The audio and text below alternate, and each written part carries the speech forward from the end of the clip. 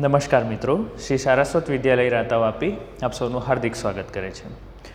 મિત્રો, હું વિશેષ ગોસ્વામી આજે ધોરણ 12 જીવ વિજ્ઞાનની અંદર પ્રકરણ નંબર 12 જેની આપણે શરૂઆત કરી ચૂક્યા છીએ, બાયોટેકનોલોજી અને તેના પ્રયોજનો વિશે ચર્ચા કરીશ. બાયોટેકનોલોજીની વિવિધ પ્રક્રિયાઓ આપણે ભણી ચૂક્યા અને બાયોટેકનોલોજીની જે પ્રક્રિયા છે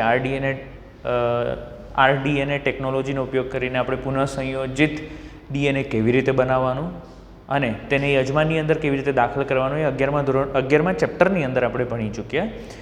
અને ત્યારે મેં એક એક્ઝામ્પલ વારંવાર બોલતો હતો ઇન્સ્યુલિન વિશે. તો આજે એ જ એક્ઝામ્પલ આપણે અહીં જોવા જઈ રહ્યા છીએ. બરાબર. બાયોટેકનોલોજી છે, બાયોટેકનોલોજીનો ઉપયોગ કરીને આપણે ઘણી એવી વનસ્પતિઓ પણ બનાવી શકીએ છીએ કે જે ચોક્કસ ચેપથી પોતાનું રક્ષણ કરી શકે. આવી વનસ્પતિઓને આપણે genetically modified plants, GMO, genetically modified ઓર્ગેનિઝમમાં જીનેટિકલી મોડિફાઈડ પ્લાન્ટ્સ એટલે કે પારજનનિક વનસ્પતિઓ કહી શકાય. બરાબર. ચાલો, તો એના વિશે બે આપણે અહીં થિયરી ભણવાના છે, તો એના વિશે આપણે ચર્ચા કરીએ. સૌથી પહેલાં આપણે ચર્ચા કરીશું પેસ્ટ પ્રતિકારક વનસ્પતિઓ. પેસ્ટ પ્રતિકારક વનસ્પતિઓ એટલે શું? આપણે ઓલરેડી બીટી કપાસ તો ભણી ચૂક્યા છે. બરાબર છે. તો બીટી કપાસ જે છે, બીટી કપાસની અંદર આપણે શું જોયું હતું? તો એની અંદર આપણે ચોક્કસ પ્રકારનો જનીન દાખલ કરેલો, બેસિલસ થુરિન્જિયસિસનો ચોક્કસ પ્રકારનો આપણે જનીન દાખલ કરેલો. એના દ્વારા એને ક્રાઇજનીન કીધેલું અને એના દ્વારા આપણે શું ઉત્પન્ન કરાવેલું? તો એના દ્વારા ક્રાય પ્રોટીન ઉત્પન્ન કરાવેલું. આ ક્રાય પ્રોટીન જે છે એ કીટકોના શરીરમાં જાય એટલે એ સક્રિય થાય અને કીટકોને મારી નાખે. એવું જ કંઈ આજે બીજું કંઈ થોડું અલગ રીતે ભણીશું. અહીં પેસ્ટ પ્રતિકારક વનસ્પતિ એટલે એવી વનસ્પતિઓ કે જે પેસ્ટ સામે, ઉદાહરણ તરીકે તમે અહીં આપણે ઉદાહરણમાં જોવાના છે સૂત્રકૃમિ. સૂત્રકૃમિની સામે પોતાનું રક્ષણ કરી શકે. કેવી રીતે? ચાલો એના વિશે ચર્ચા કરીએ. આ થિયરી થોડીક અલગ છે. બીટી કોટન આપણે જે ભણી ગયા, ક્રાઇજનીન જે ભણી ગયા એના કરતાં થોડી અલગ છે. તો સૂત્રકૃમિ પરોપજીવી છે. બરાબર. તમે 11મા ધોરણની અંદર સૂત્રકૃમિઓ વિશે સવિસ્તાર સમજી ચૂક્યા છો. બરાબર. અને મોટેભાગના સૂત્રકૃમિ કેવા હોય? પરોપજીવી હોય. તો તે પરોપજીવી છે કેટલાક પ્રાણીઓ અને કેટલીક વનસ્પતિઓમાં. યસ, વનસ્પતિઓ ઉપર પણ સૂત્રકૃમિઓ નિર્ભર કરે છે. બરાબર. એક ઉદાહરણ આપેલું છે, મેલાઇડેગાઇન ઇન્કોગ્નિશિયા. મેલાઇડેગાઇન ઇન્કોગ્નિશિયા. આ જે મેલાઇડેગાઇન ઇન્કોગ્નિશિયા છે એક પ્રકારનું સૂત્રકૃમિ છે અને એ સૂત્રકૃમિ તમાકુના છોડ ઉપર, તમાકુના છોડ ઉપર, આપણે કપાસની વાત નથી કરવાના, તમાકુની વાત કરીએ. તમાકુના છોડ ઉપર ચેપ લગાડે અને એના મૂળમાં ચેપ લગાડશે. કારણ કે સૂત્રકૃમિ ક્યાં હાજર છે? જમીનની અંદર, માટીમાં હાજર છે. અને એના મૂળને ચેપ લગાડશે અને એના દ્વારા સ્વાભાવિક છે કે એનો મૂળ છે, મૂળ તંત્રને નુકસાન થાય એટલે એ વનસ્પતિ પાણી અને ખનિજ ક્ષારોનું શોષણ બરાબર ન કરી શકે અને એના દ્વારા વનસ્પતિની જે ટોટલ વૃદ્ધિ, ઓવરઓલ વૃદ્ધિ છે એ રૂંધાય. એના લીધે ઉત્પાદન ઓછું મળે. તમાકુ જે છે, તમાકુ છોડનો વ્યવસાયિક ધોરણે ઉપયોગ થાય છે, આપણે જાણીએ જ છીએ. બરાબર છે. ધૂમ્રપાન માટે એનો ઉપયોગ કરવામાં આવે છે એટલે મોટા જથ્થામાં એનું ઉત્પાદન થાય છે જુદી જુદી જગ્યાઓ પર. તો અહીં આજે મેલાઇડેગાઇન ઇન્કોગ્નિશિયા છે એટલે કે એક સૂત્રકૃમિ એક પ્રકારનું, એ શું કરશે? તો આના મૂળમાં ચેપ લગાડશે અને ઉત્પાદન ઓછું કરશે. હવે મોટે ભાગના યુકેરિયોટિક એટલે શું? યુકેરિયોટિક એટલે કે સુકોષ કેન્દ્રી કોષો જે છે એની પાસે એક ચોક્કસ તકનીક છે. બરાબર. ઇન્ક્લુડિંગ આ સૂત્રકૃમિ. સૂત્રકૃમિ પાસે પણ આવું એક તકનીક છે જેને આરએનએ અંતઃક્ષેપ કહેવામાં આવે. શું કહેવામાં આવે? આરએનએ અંતઃક્ષેપ કહેવામાં આવે છે. RNA interference. તો આરએનએ ઇન્ટરફિયરન્સ એટલે શું? આરએનએ અંતઃક્ષેપ કરે છે પ્રક્રિયાની અંદર. કેવી રીતે? તો આપણે એના વિશે ચર્ચા કરીશું. તે બધા સુકોષ કેન્દ્રી સજીવોની કોષીય સુરક્ષા માટે એક પદ્ધતિ છે. બરાબર. કેવી રીતે? તો અહીં જે આરએનએ અંતઃક્ષેપ છે એની અંદર કેટલાક ડબલ સ્ટ્રેન્ડેડ ડીએનએ હોય. એ ડબલ સ્ટ્રેન્ડેડ ડીએનએની બંને શૃંખલાઓ ટેમ્પલેટ તરીકે વર્તન કરીને ડબલ સ્ટ્રેન્ડેડ આરએનએ બનાવે. શું બનાવે? ડબલ સ્ટ્રેન્ડેડ આરએનએ બનાવે. આપણે જનરલી ભણી ચૂક્યા છીએ કે ભાઈ ડીએનએની 2 શૃંખલા હોય, બરાબર, તેમાંથી એક આપણે જનીન વિશે અભ્યાસ કર્યો છે ત્યારે આના વિશે ચર્ચા કરી છે કે 2 શૃંખલાઓ પૈકી એક ટેમ્પલેટ તરીકે વર્તે અને એક કોડિંગ શૃંખલા તરીકે વર્તે. જે ટેમ્પલેટ શૃંખલા છે એ ટેમ્પલેટ શૃંખલા પરથી જ હંમેશા એમઆરએનએ બને, બરાબર ને? તો આના પરથી જ એમઆરએનએનું નિર્માણ થાય અને એમઆરએનએ જે છે એ ફક્ત એક જ બનશે. બંને ડીએનએની શૃંખલાઓ ટેમ્પલેટ તરીકે વર્તન કરતી નથી, ઠીક છે? જો વર્તન કરતી હશે તો એ શું એકબીજા સાથે જોડાઈ જશે અને ડબલ સ્ટ્રેન્ડેડ આરએનએ, તો ત્યાર પછી એમાંથી ભાષાંતર ન થઈ શકે. અહીં મોટેભાગના સુકોષ કેન્દ્રિક સજીવોની અંદર આ વિશિષ્ટ પ્રકારના ડીએનએ આવેલા હોય, ડબલ સ્ટ્રેન્ડેડ ડીએનએ અથવા જનીનો આવેલા હોય કે જેની બંને શૃંખલા ટેમ્પલેટ તરીકે વર્તન કરે અને બંને શૃંખલામાંથી એમઆરએનએ બનશે. એટલે એમઆરએનએ જે બન્યા એ પણ કેવા બનશે? એકબીજાને પૂરક બનશે, કોમ્પ્લિમેન્ટરી બનશે અને જોડાઈ જશે. એટલે કે અહીંયા સેન્સ અને એન્ટી સેન્સ બંને, બરાબર, અહીંયા લખ્યું છે અર્થપૂર્ણ આરએનએ અને પ્રતિઅર્થપૂર્ણ આરએનએ, સેન્સ આરએનએ અને એન્ટી સેન્સ આરએનએ બંને બનશે અને બંને બનીને એકબીજા સાથે જોડાઈ જાય. આને ડબલ સ્ટ્રેન્ડેડ આરએનએ કહેવાય. અને આ જ ડબલ સ્ટ્રેન્ડેડ આરએનએ અંતઃક્ષેપ કરશે ચોક્કસ પ્રક્રિયામાં. એને કહેવામાં આવે આરએનએ અંતઃક્ષેપ, આરએનએ ઇન્ટરફેરન્સ, બરાબર. ઇન્ટરફિયર કેવી રીતે કરે છે તે જોઈએ. તો અહીં ડબલ સ્ટ્રેન્ડેડ આરએનએ જે છે, ડબલ સ્ટ્રેન્ડેડ આરએનએનો સ્ત્રોત કયો? તો એનો સ્ત્રોત ક્યાંથી એ પ્રાપ્ત થાય? તો એ આરએનએ જનીન સંકુલમાંથી પ્રાપ્ત થાય, ક્યાં તો ચલાયમાન જનીન તત્વોમાંથી કે જેને પરિવર્તકો કહેવાય, ટ્રાન્સપોઝોન્સ કહેવામાં આવે. ટ્રાન્સપોઝોન્સ એટલે શું? ટ્રાન્સપોઝોન્સ એટલે એવા જનીનો જે કૂદકા મારતા હોય એક જગ્યાએથી બીજી જગ્યાએ, એક રંગસૂત્ર પરથી બીજા રંગસૂત્ર પર, એક જગ્યાએથી બીજી જગ્યાએ. એને જમ્પિંગ જીન્સ પણ કહેવામાં આવે, બરાબર છે? આ ટ્રાન્સપોર્ટ ઝોન, જમ્પ કરે એક જગ્યાએથી. તેઓ કેવા છે? તો મોબાઈલ જીનેટિક એલિમેન્ટ્સ છે, બરાબર. તો આવા ટ્રાન્સપોઝોન્સ ધરાવતા વાયરસ દ્વારા લાગેલ ચેપમાંથી આ આરએનએ પ્રાપ્ત થાય. એટલે કે આપણે આવા ડબલ સ્ટ્રેન્ડેડ આરએનએ એટલે અથવા તો તમે બેટર કહો કે ડીએનએ જે છે ડીએનએને આવી રીતે દાખલ કરી શકો. અહીં તે સ્વયંજનન કેવી રીતે પામશે? તો આરએનએ મધ્યસ્થી દ્વારા સ્વયંજનન પામે છે. હવે આને કેવી રીતે? તો આવા જનીનો છે ને, આવા જનીનો મોટેભાગના સુકોષ કેન્દ્રીયમાં હાજર હોય. આવું જ જનીન આ મેલાઇડેગાઇન ઇન્કોગ્નિશિયામાં પણ હાજર હોય છે. તો વૈજ્ઞાનિકોએ શું કર્યું? વૈજ્ઞાનિકોએ પહેલાં તો એ સમજાવું કે આ મેલાઇડેગાઇન ઇન્કોગ્નિશિયા જે છે ને એ આવા ડબલ સ્ટ્રેન્ડેડ આરએનએનો ઉપયોગ કરીને તમાકુના છોડની વૃદ્ધિને અવરોધે. તો વૈજ્ઞાનિકોએ શું કર્યું? આ ડબલ સ્ટ્રેન્ડેડ આરએનએને બહાર કાઢ્યો, બરાબર છે? અને આ ડબલ સ્ટ્રેન્ડેડ આરએનએ ને દાખલ કરી દીધો શેની અંદર? તમાકુના છોડના કોષની અંદર. એટલે હવે તમાકુના છોડની અંદર બહારથી જનીન દાખલ થયો. શેના દ્વારા દાખલ કરવામાં આવ્યો? તો એગ્રોબેક્ટેરિયમ દ્વારા. તેને એગ્રોબેક્ટેરિયમના જે પ્લાઝમિડ છે એના દ્વારા એને વહન કરવામાં આવ્યું, દાખલ કરવામાં આવ્યો, બરાબર. તો અહીં તમે જોઈ શકો છો વનસ્પતિમાં ડબલ સ્ટ્રેન્ડેડ ડીએનએને દાખલ કરાયો, બરાબર છે? કે જે કેવો ડીએનએ છે? કે જે યજમાન કોષમાં અર્થપૂર્ણ આરએનએ અને પ્રતિઅર્થપૂર્ણ આરએનએ બંને પ્રકારના આરએનએ ઉત્પન્ન કરવા સક્ષમ હોય, બરાબર. તો આ લોકોએ ઇન્કોગ્નિશિયામાંથી જ, સૂત્રકૃમિમાંથી જ એને અલગ કર્યો અને ત્યાર પછી એને શેની અંદર નાખી દીધો? વનસ્પતિની અંદર, બરાબર. હવે વનસ્પતિમાં નાખ્યો એટલે શું થશે? વનસ્પતિની અંદર જે ડબલ સ્ટ્રેન્ડેડ ડીએનએ છે, દ્વિશૃંખલાકીય ડીએનએ, એમાંથી બંને સેન્સ અને એન્ટીસેન્સ એટલે કે અર્થપૂર્ણ આરએનએ અને પ્રતિઅર્થપૂર્ણ આરએનએ બંને બનશે. બંને બન્યા એટલે ડબલ સ્ટ્રેન્ડેડ આરએનએ થાય. જનરલી આવું નથી થતું, પણ અહીં આ સ્પેશિયલ પ્રકારના ડીએનએના ટુકડા છે એટલે થાય. હવે એક વિશિષ્ટ પ્રકારના ઉત્સેચકની મદદથી, જેને ડાયસર કહેવાય, RNase-3 પ્રકારના ઉત્સેચકની મદદથી એના નાના નાના ટુકડાઓ થશે, બરાબર છે? એનું શું થશે? નાના નાના ટુકડાઓ થશે. આ જે નાના નાના ટુકડાઓ છે, બરાબર, ઓકે, એ નાના નાના ટુકડાઓ હવે સૂત્રકૃમિમાં દાખલ થાય. શેમાં દાખલ થાય? સૂત્રકૃમિ. વનસ્પતિને ખાતું હોય સૂત્રકૃમિ, એટલે સ્વાભાવિક છે વનસ્પતિના કોષની અંદર આ RNA છે એટલે એ સૂત્રકૃમિમાં દાખલ થશે. હવે સૂત્રકૃમિમાં દાખલ થયા પછી શું થશે? તો અહીં બંને શૃંખલાઓ એકબીજાથી છૂટી પડે. આ બંને શૃંખલાઓ છે એકબીજાથી છૂટી પડી જશે, બરાબર. ચાલો, તેમાંથી એક શૃંખલા જે છે એ એક શૃંખલા અહીં સૂત્રકૃમિની અંદર વૃદ્ધિ માટે વિવિધ ચયાપચયિક પ્રક્રિયાઓ માટે જે જરૂરી પ્રોટીન છે એ પ્રોટીન માટેના જવાબદાર mRNAના પૂરક હોય એટલે શું કરશે, એની સાથે ચોંટી જશે. ઓકે, સૂત્રકૃમિ છે પોતાની વૃદ્ધિ તો કરે જ, અને વૃદ્ધિ કરવા માટે એને વિવિધ ચયાપચયિક પ્રક્રિયાઓ કરવી પડે.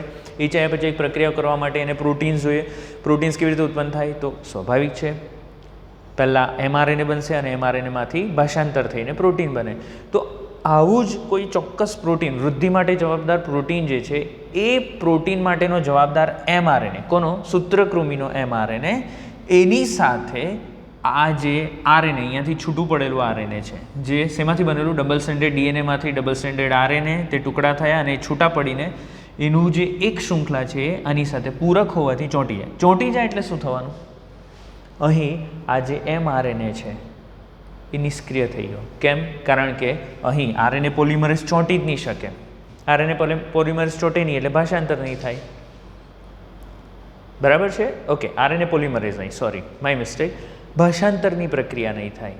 ભાષાંતરની પ્રક્રિયા શેના ઉપર થાય, રિબોઝોમ ઉપર. ઓલરેડી આ બંધાઈ ગયો છે એટલે હવે આ નિષ્ક્રિય થઈ ગયો એટલે અહીં આગળ પ્રક્રિયા નહીં થાય, ભાષાંતર નહીં થાય. ભાષાંતર નહીં થાય એટલે સૂત્રકૃમિમાં જે mRNA છે એમાંથી પ્રોટીન જ નહીં બને. પ્રોટીન નહીં બને એટલે ચયાપચયિક પ્રક્રિયા અવરોધાય. ચયાપચયિક પ્રક્રિયા અવરોધાય એટલે વૃદ્ધિ અવરોધાય, સૂત્રકૃમિ મૃત્યુ પામશે અને એના આ સૂત્રકૃમિના mRNAને પણ તોડી નાખે એટલે પ્રક્રિયા જ નહીં થશે અને આ રીતે સૂત્રકૃમિથી એનું રક્ષણ થઈ શકે. બરાબર છે મિત્રો? અહીં આ વધારાનું છે, આપણા ટેક્સ્ટબુકમાં નથી તો આ વધારાની માહિતી છે, તમે નોંધ કરી શકો છો જાણકારી માટે. મિત્રો અહીં ખાસ ધ્યાન રાખવાનું છે કે ભાઈ અહીં એક પ્રયોગ પણ કરવામાં આવ્યો છે. ટેક્સ્ટબુકમાં એની આકૃતિ આપેલી છે કે એક સામાન્ય મૂળ લીધા હતા અને એની વૃદ્ધિ જોઈ હતી, અને એક બીજો મૂળ કે જે એવી વનસ્પતિ છે પારજનૈનિક વનસ્પતિ જેમાં આપણે આ RNA અંતઃક્ષેપ કર્યું છે. બરાબર, એને જાણી જોઈને રોગ લાગુ પાડવામાં આવ્યો સૂત્રકૃમિ દ્વારા અને એમણે થોડા દિવસ પછી જોયું તો એને કોઈ રોગ નહોતો થયો. કેમ નહોતો થયો? કારણ કે એની અંદર આપણે શું કરેલું હતું, વૈજ્ઞાનિકોએ RNA અંતઃક્ષેપ કર્યો હતો. તો આ થયું RNA અંતઃક્ષેપ. આ રીતે પૂછાય છે RNA અંતઃક્ષેપ, ક્યાં તો પછી RNA સ્મોલ આઈ, આવી રીતે પણ એક્ઝામમાં પૂછાય છે. બરાબર, તો ખાસ યાદ રાખજો. ઠીક છે, ચાલો. અહીં હવે આપણે બીજું જોઈશું ઔષધમાં જૈવ તકનીકીનું પ્રયોજન, કે જેમાં આપણે જનીનિક ઇજનેરી ઇન્સ્યુલિન વિશે ચર્ચા કરીશું. તમે આ ચોક્કસથી નોંધ કરી શકો છો. ચાલો, આને સ્મોલ ઇન્ટરફિયરન્સ RNA કહેવાય. સ્મોલ ઇન્ટરફિયરન્સ RNA કહેવામાં આવે, siRNA. ચાલો, તો હવે આપણે ચેપ્ટર નંબર 11ની અંદર એવું ભણેલા, અને તમને મેં વિશેષ ગોસ્વામીનું જ ઉદાહરણ આપેલું હતું ને કે ભાઈ વિશેષ ગોસ્વામીના ગાલના કોષમાંથી આપણે DNA અલગ કર્યું, એ DNAમાંથી આપણે ચોક્કસ જનીનને અલગ કર્યો, એને પ્લાઝમિડની સાથે જોડી દીધું એટલે આ થઈ ગયું પુનઃસંયોજિત પ્લાઝમિડ. બરાબર છે, આ ઇન્સ્યુલિન ઉત્પન્ન કરતો જનીન છે, યાદ રાખજો. ઓકે, પુનઃસંયોજિત પ્લાઝમિડ. આ પુનઃસંયોજિત પ્લાઝમિડને પછી શું કરવાનું, તો બેક્ટેરિયાની અંદર, E. coli બેક્ટેરિયાની અંદર નાખી દીધું.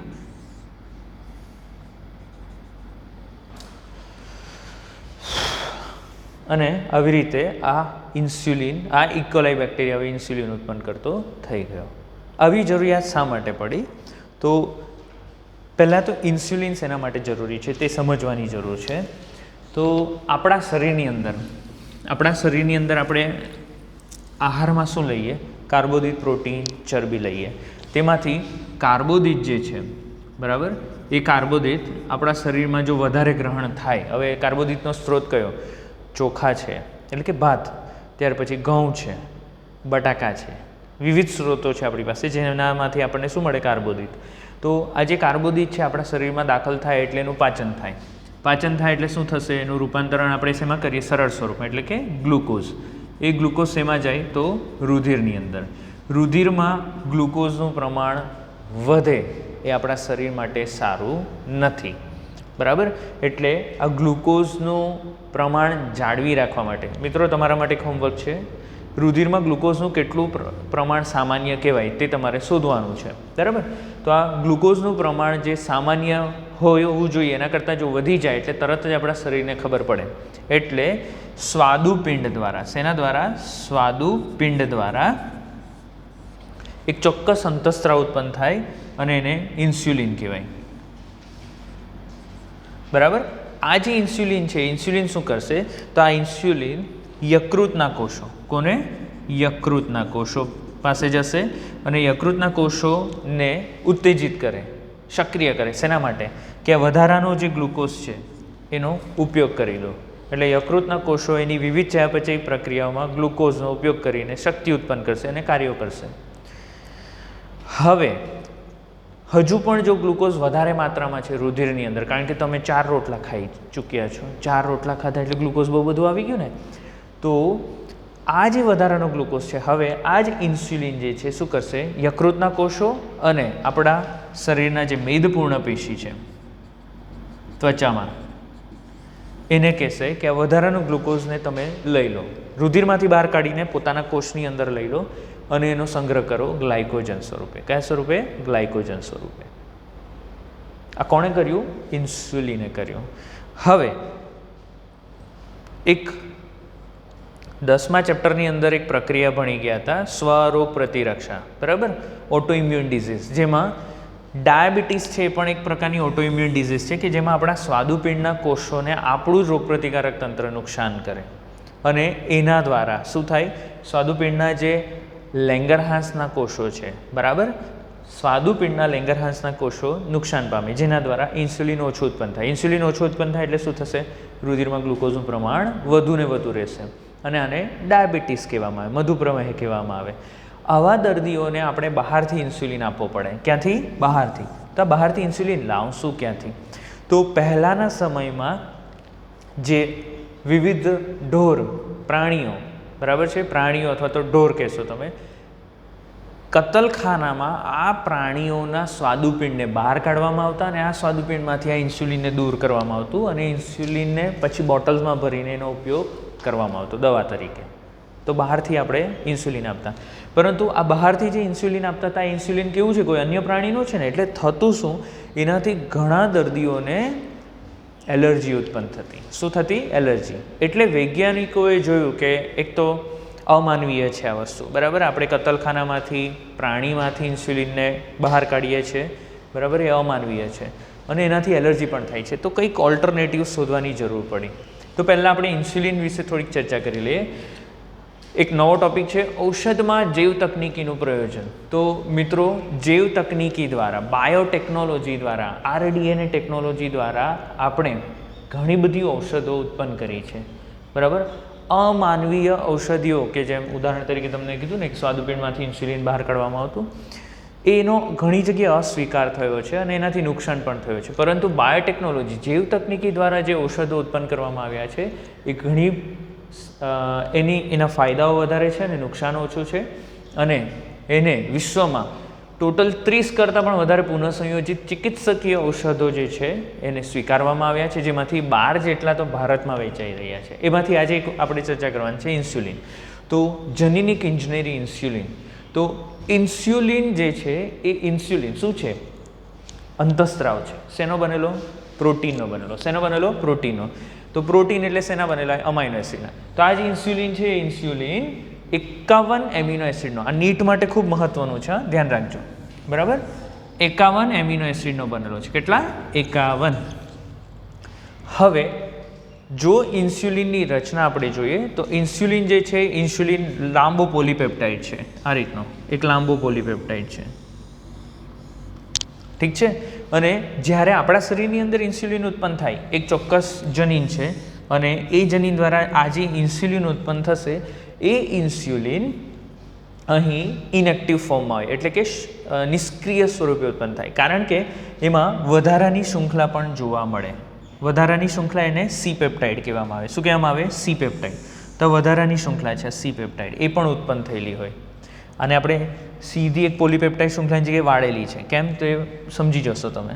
તો અહીં સમજી લો કે ભાઈ આ એક ઇન્સ્યુલિનનો પોલીપેપ્ટાઇડ છે જેની અંદર અહીં આ સ્વરૂપે ઉત્પન્ન થયું છે ઇન્સ્યુલિન. એમિનો એસિડની લાંબી શૃંખલા છે. એમાંથી આ કેટલોક ભાગ જે છે આટલો ભાગ એને સી પેપ્ટાઇડ કહેવાય. અને શરૂઆતમાં જ્યારે ઇન્સ્યુલિન ઉત્પન્ન થાય આપણા શરીરમાં તે આવી રીતે જ ઉત્પન્ન થાય અને નિષ્ક્રિય સ્વરૂપે હોય કારણ કે એમાં સી પેપ્ટાઇડ હાજર હોય છે. ત્યાર પછી વિવિધ ઉત્સેચકો દ્વારા અહીં આ જે બે શૃંખલાઓ છે લાલ કલરની બે અલગ અલગ, એકને એ શૃંખલા કહેવાય અને બીજી બી શૃંખલા. આ બંને જે શૃંખલાઓ છે એ બંને શૃંખલાઓને જોડી દેવામાં આવે ડાયસલ્ફાઇડ બંધથી. અને વાળીને બંને શૃંખલાઓને જોડી દેવામાં આવે અને ચોક્કસ પ્રકારના ઉત્સેચક દ્વારા સી પેપ્ટાઇડને દૂર કરવામાં આવે. તો હવે આ જે પ્રો ઇન્સ્યુલિન હતો, નિષ્ક્રિય ઇન્સ્યુલિન હતો, એ કેવો થઈ ગયો? સક્રિય ઇન્સ્યુલિન. તો વૈજ્ઞાનિકોએ જોયું કે આપણે પ્રો ઇન્સ્યુલિન ઉત્પન્ન કરીએ બાયોટેકનોલોજી દ્વારા. આ જનીન જે છે વિશેષ ગોસ્વામીનો જનીન યાદ આવી ગયો? એ જનીનને આપણે બેક્ટેરિયાની અંદર નાખીએ અને પછી બી એ આ રીતનો પ્રો ઇન્સ્યુલિન ઉત્પન્ન કરે તો પાછો એને સક્રિય કરવો પડશે. તો એના કરતાં આપણે ડાયરેક્ટ સક્રિય ઉત્પન્ન ન કરી શકીએ. તો વૈજ્ઞાનિકોએ ભાઈ ઈસવીસન આ ખાસ યાદ રાખવાનું છે 1983માં શેમાં? ઈસવીસન 1983ની અંદર ઇલી લિલી, આ ઇલી લિલી કોઈ વ્યક્તિનું નામ નથી, એ અમેરિકન કંપનીનું નામ આપ્યું છે અહીંયા. તો ઇલી લિલી નામની અમેરિકન કંપનીએ શું કર્યું? તો એમણે સિન્થેટિક રીતે બે અલગ અલગ જનીનો ઉત્પન્ન કર્યા, બનાવ્યા લેબની અંદર. એક જનીન કે જે ફક્ત એ શૃંખલા જ બનાવે, બીજો જનીન કે જે ફક્ત બી શૃંખલા જ બનાવે. આ બંને શૃંખલાને એ જનીન માટેની એટલે કે એ શૃંખલા માટેનું જનીન અને બી શૃંખલા માટેનું જનીન જે છે એને અલગ અલગ પ્લાઝમિડ સાથે જોડી દીધું. બરાબર? ચાલો, એ શૃંખલા અને બી શૃંખલાનું જનીન, અને એને અહીં અલગ અલગ ઇકોલાઈમાં દાખલ કર્યું. બંને ઇકોલાઈ દ્વારા અહીં ઉત્પાદન કરાયું. તો આ શું ઉત્પન્ન કરશે? એ શૃંખલા. આ શું ઉત્પન્ન કરશે? બી શૃંખલા. હવે એ અને બી શૃંખલાને જોડી દેવામાં આવે, બહાર કાઢીને. બરાબર? આને બંનેને ઇકોલાઈમાંથી બહાર કાઢવામાં આવે અને ત્યાર પછી ચોક્કસ પ્રક્રિયા દ્વારા અહીં ડાઉનસ્ટ્રીમ પ્રોસેસ દ્વારા એને જોડી દેવામાં આવે. ડાઉનસ્ટ્રીમ પ્રોસેસથી અલગ કરીને એને ડાયસલ્ફાઇડ બંધથી જોડી દેવા એટલે સીધું સક્રિય ઇન્સ્યુલિન બની ગયું. આપણે સી પેપ્ટાઇડ ઉત્પન્ન કરવાની જરૂરત જ નથી. બરાબર? આ આર્ટિફિશિયલી આખું કરવામાં આવ્યું, બે અલગ અલગ જનીનો ઉત્પન્ન કરવામાં આવ્યા. બરાબર છે? હવે ખાસ યાદ રાખવાનું છે શૃંખલા એની. ઓકે, મેં તમને એવું કીધું કે ઇન્સ્યુલિન જે છે, બરાબર, સક્રિય ઇન્સ્યુલિન એ કેટલા એમિનો એસિડનો બનેલો છે? 51 એમિનો એસિડ. બરાબર? આપણે એમાં સી પેપ્ટાઇડને નથી ગણવાનું. એમાંથી શૃંખલા એ જે છે એની અંદર કેટલા એમિનો એસિડ હોય? 21 એમિનો એસિડ. અને શૃંખલા બી હોય એમાં કેટલા એમિનો એસિડ હોય? 30 એમિનો એસિડ. જો મેં અહીંયા બી શૃંખલાને લાંબી બતાવી છે અને એ શૃંખલાને ટૂંકી બતાવી છે કારણ કે એ શૃંખલા કેટલા એમિનો એસિડની બનેલી? 21. બી શૃંખલા કેટલા એમિનો એસિડની બનેલું છે? 30 એમિનો એસિડ. બંનેથી સરવાળો કરો એટલે 51 એમિનો એસિડ થયા. તો 51 એમિનો એસિડ કંઈક આ રીતે ઉત્પન્ન કરવામાં આવ્યા. બંનેને ડાયસલ્ફાઇડ બંધથી જોડી દેવામાં એટલે સીધો સક્રિય ઇન્સ્યુલિન.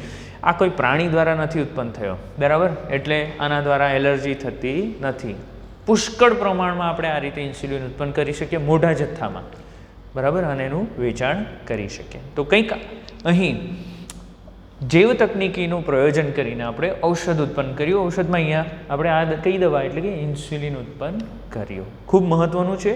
આ બંને પ્રશ્નો ખૂબ મહત્ત્વના છે. એક્ઝામમાં પૂછાય છે. તો મહેરબાની કરીને ધ્યાન આપજો અને જેટલું વધારે વાંચન કરશો એટલું તમને વધારે સમજ પડશે. અહીં જે માહિતી આપી હતી એ નોંધ કરી હશે એવી હું આશા રાખું છું. બરાબર છે? તમારી જાણકારી માટે હતી. Thank you so much.